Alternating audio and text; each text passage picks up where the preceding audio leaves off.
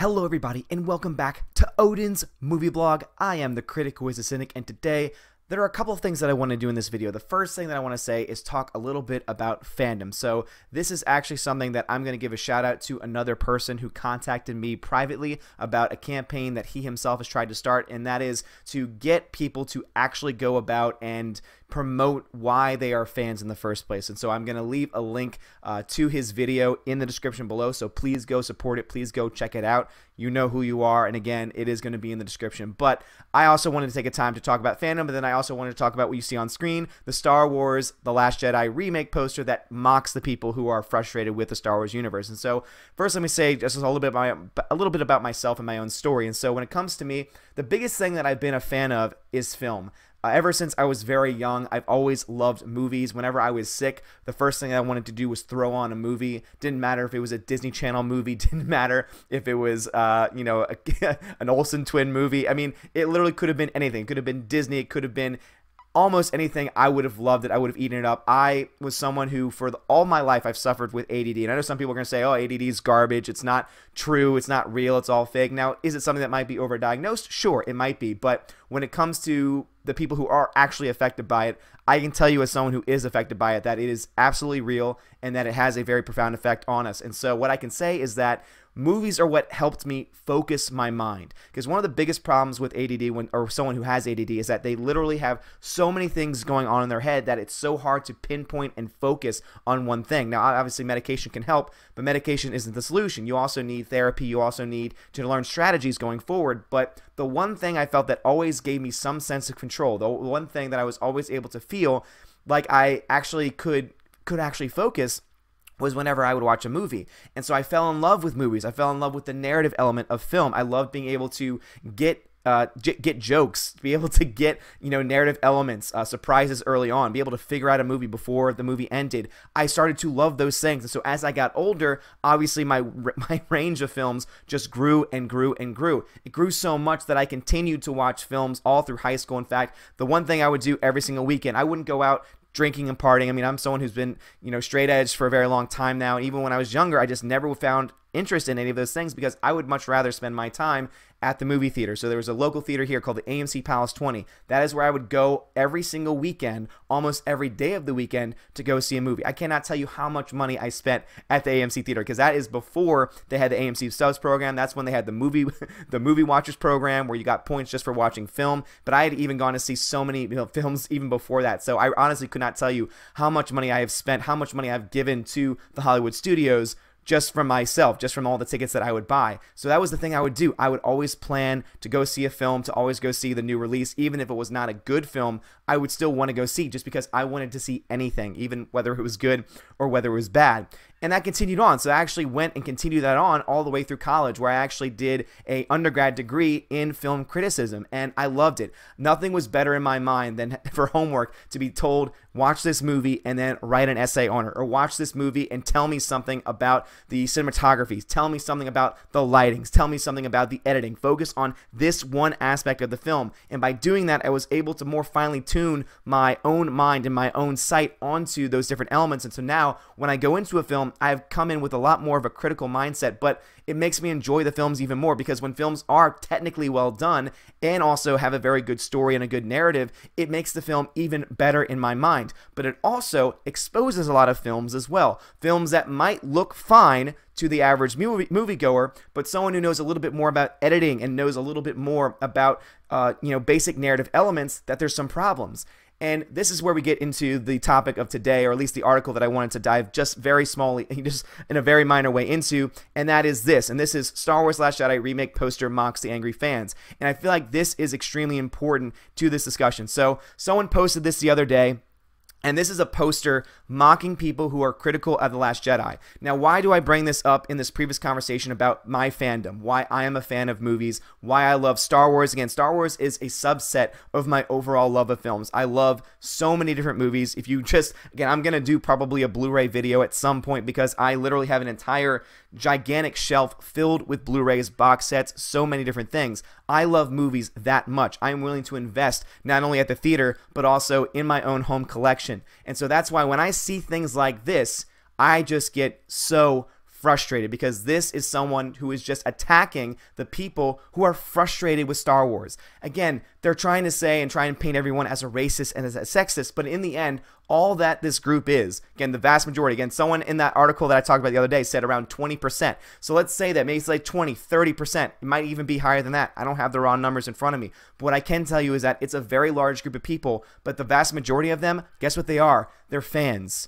They're fans who love the franchise. They're people who are able to, you know, lose themselves in this franchise. I've had so many people talk to me on their on my live streams, who have contacted me privately, who have talked about just how important Star Wars is to them.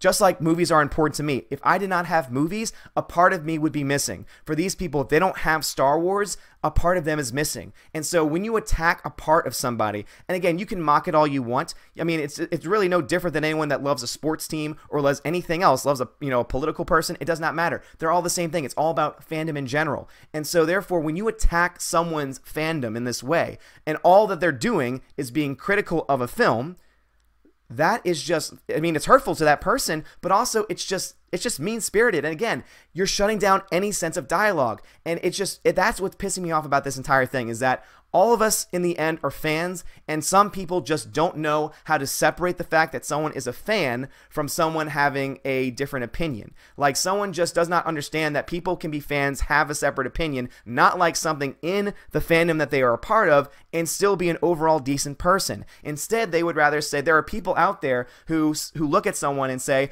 oh, you didn't like Star Wars Last Jedi? Well, you must be an alt-right, Trump-loving conspiracy theorist. You don't believe me?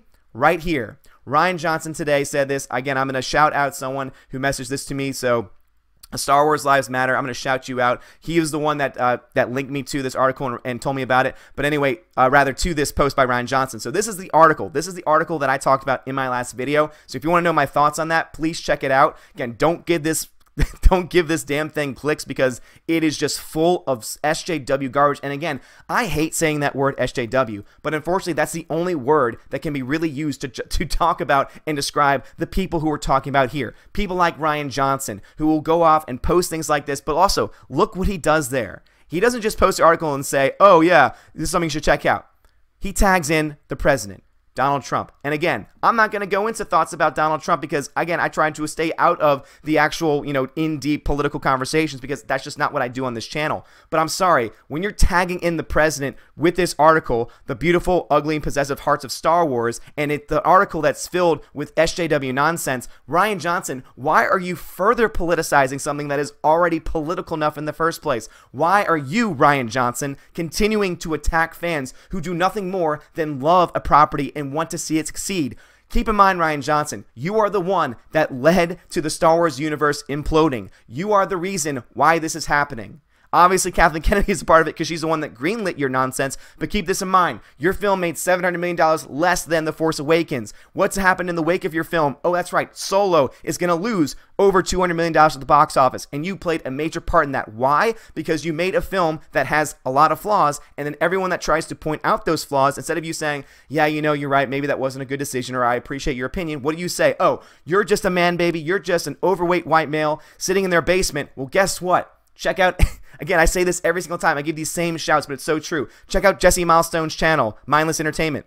She's a female. Oh, what do you know? And you know what? It doesn't matter, because you know what she is to me? She is a Star Wars fan. Anna, that Star Wars girl, guess what she is to me? She is a Star Wars fan. Every single person in this community are Star Wars fans. That's what we are. You are the people. You are the ones. The SJWs are the ones that try and split us apart. Try and split us into, again, you want to know why we're so divisive? You want to know why our community and our entire world is so divided these days? It's because of the SJW nonsense philosophy. Now, some people want to say, oh, well, what about people on the right? Okay, I'm not going to deny that there's people... Again, you call them the alt-right, I call them just extremists. Both sides, they have extremists, and both sides are responsible. But I'm sorry, who controls the narrative in the media? Who controls the narrative in Hollywood? I guarantee you it's not alt-right. I guarantee you it's not conservative. Guess what? it's the SJWs. So no, this stuff bothers me so much, and it's just such an attack on fandom. And again, there are people where this, Star Wars, is such a huge part of their lives, is such a huge part of who they are. And when you attack it, when you go after them, when you just totally just disregard everything that it is about what they love, you are a part of the problem. And also too, if you won't even just open up to say, hey, let's have a discussion, and instead just say, oh, you know, you're just a racist, you're just a sexist, etc., etc., etc., what you're doing is you're showing your true colors. You're showing that you have no evidence to back yourself up. You're saying that you would rather not engage in not even political dialogue, in civil dialogue with somebody, and that's a huge problem. So guys, what do you think? Did you see this tweet by Rian Johnson? I sent him a few comments of myself, of my own, talking about, again, why are you doing this? Why are you politicizing it? Why are you doing these things? And also, what are your thoughts on this poster? Again, all this is to attack the people who are being just critical of Star Wars: The Last Jedi. Again, everyone is entitled to their opinion. Again, I respect anyone that likes The Last Jedi. I don't think they're an idiot. I don't think that they don't know what they're talking about. I do question it, because obviously that's where the disagreement comes over. So I said, okay, I can talk to them and say, hey, what about this? How do you explain this? How do you justify that? And guess what? They can come right back and have, in a civil discussion, the same points. I don't think that they really have the points to make, but again, that's where the disagreement is. Instead of just you saying, oh, wait, you don't like The Last Jedi? Oh, you're just a racist and a sexist. Again, that's weak sauce. That has no basis in reality, and also at the same time, it's not a valid argument. So thank y'all guys so much for watching. If you like this video, hit that thumbs up, hit that subscribe as well. Also, go check out my boy's video in the link down below as well. He does a really good job of explaining why he is a fan and how fandom has affected him as well. And also join in on that campaign. If you've been wanting to make a video for a very long time, if you've been wanting to get into YouTube, if you've just been wanting to get your voice out there, now might be the time to do that. Let's show everybody that we are here together, that we are here in support of one another, and also that we are a diverse voice full of various opinions within this universe. So thank y'all guys so much for watching. Have a great day, and as always, God bless.